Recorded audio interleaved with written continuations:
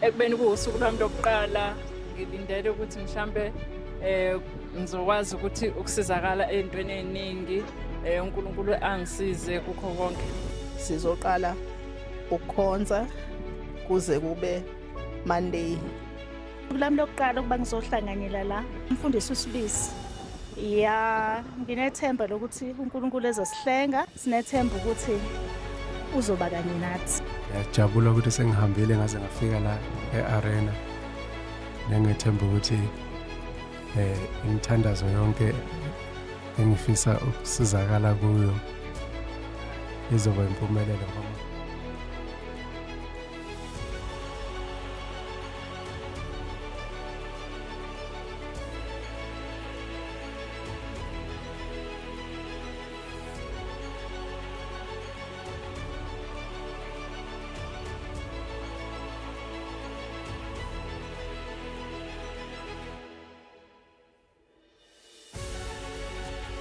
ngiphatheke kahle kakhulu, kumnandi, ngifisa ukuphinde ngibone next week. Ngikhululeke ngaphakathi, ngizizwa ngikhululekile ngezona engathi iphungukile. Ngiyabonga, ngibuse kakhulu i-IBM.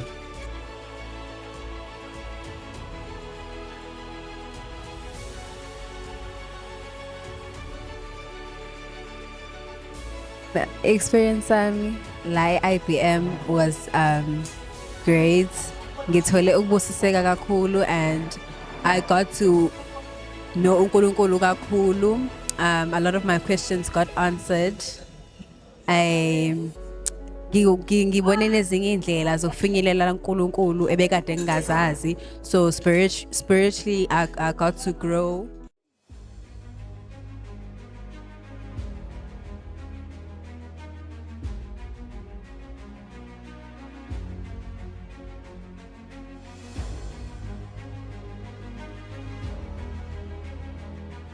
And experience IBM be inhle kakhulu.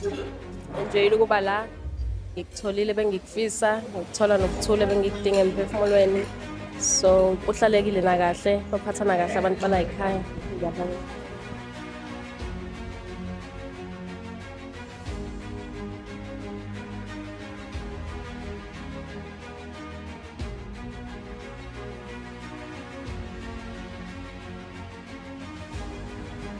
Bengize la emkhulekweni for 3 days safika ngolesihlanu kuze kube manje imsomluko.